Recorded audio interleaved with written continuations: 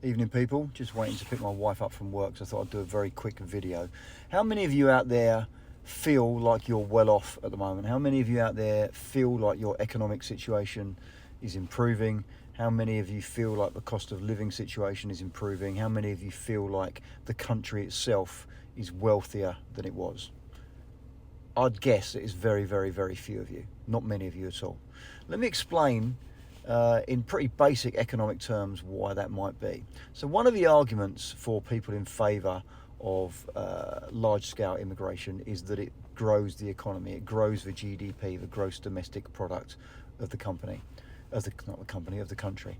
And there's some truth in that, it does. The more people that you have coming into the country, the more of them that are working, the more money is produced, the larger the economy gets. However, that's not the way the economy should be measured. It should be measured GDP per head, gross domestic product per person in the country. So let me very briefly explain that in very simple terms.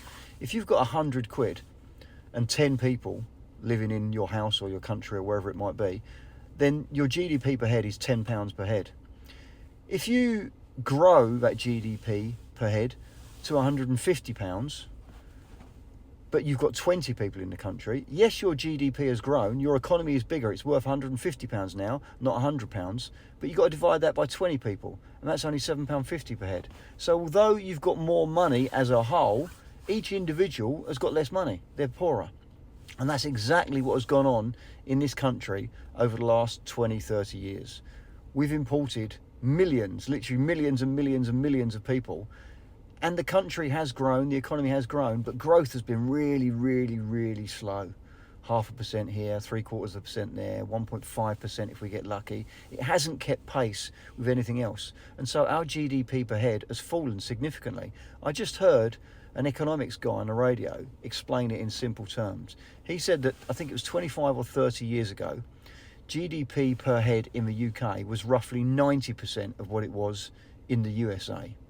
Now, it's 60%. It's fallen by a third. So that means that in theory, if you just spread that evenly across the country, everyone in the country is 33% worse off now in their general day-to-day standard of living, the things they can afford, their mortgages, their cars, their living costs, their social life, etc., etc. 33% worse off now than they were 25, 30 years ago. And what's even more scary, he said, was if we continue at the current rate of economic decline and still continue to import the same numbers of people, that'll go down to 40% in the next few years. That's a catastrophe, an absolute catastrophe. We have to go all out for growth, growth, growth. We have to grow this economy. The only way to do that is to slash regulations, let companies not do what they want, but really go for growth. Boom, boom, boom is what we need.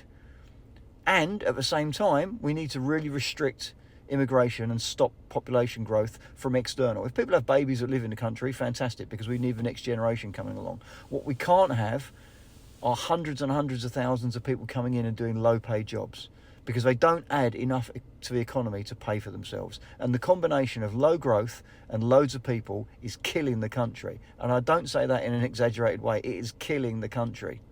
We were 90% as rich as the USA only 25, 30 years ago. Now we're only 66% as rich. In a decade, we'll only be 40% as rich. 40% means they're 2.5 times better off than us. 2.5 times. That's massive. And what does that do? It leads to a brain drain. It leads to anyone who's got the wherewithal to do it, anyone who's got the brains to do it, anyone who's got the ambition and the entrepreneurship, is not going to stick around. They're going to look at it and go, what the hell am I doing here? They're going to go to America, or they're going to go to other countries where they can make a life for themselves. And so what happens is, all the people that have got a few quid, all the people that are entrepreneurial, all the people that are good at running businesses, good at growing businesses, leave, and they leave behind all the low-paid people. So then your GDP per head goes even further down the tubes. It's a very vicious spiral, a very vicious circle, and we need to turn it around pronto. And although I keep banging on about it, the person that identified this weird robot person that she was Liz Truss.